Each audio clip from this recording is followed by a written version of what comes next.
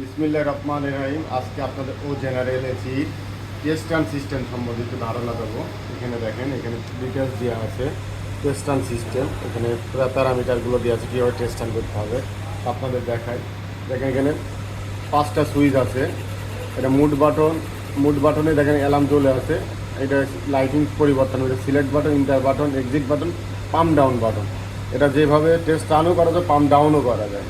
তো যেহেতু VRF system, তো আপনাদের দেখা যায়। প্রথম আমার এক্সিট বাটন এখানে দিয়ে আছে। দেখেন এক্সিট বাটন 30 সেকেন্ড ধরে থাকুন, তাহলে এখানে লাইটিং পরিবর্তন হবে। তো আমি ক্যাটালগ দেখে সেইভাবে আমি 3 সেকেন্ড ধরলাম। এই যে দেখেন এখানে 3 সেকেন্ড ধরলে কি হচ্ছে, আমার বিলিং মুড আর হলো ইন্টারের 3 নম্বর এলইডি বিলিং করবে। দেখেন বিলিং করবে, এখানে বিলিং করছে সেম, এই যে সেম বিলিং করছে এখানে দেখাচ্ছে।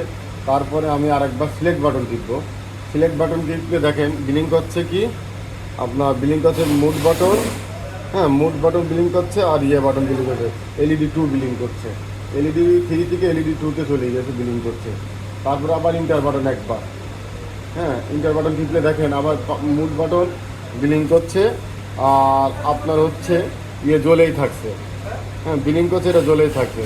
আবার আমি আরেকবার ইন্টার বাটন টিপবো, তাহলে আমাকে ফুল মুডে চলে গেল। এইভাবে টেস্ট রান করতে হবে। এখানে অটোমেটিক এটা আমার এসিটা এখন টেস্ট রানে চলে গেল। ধন্যবাদ সবাইকে। এইভাবে একটা টেস্ট রান কীভাবে কমপ্লিট করতে হয় সেটা আপনাদের ভিডিওর মাধ্যমে ধারণা দিলাম। ধন্যবাদ সবাইকে।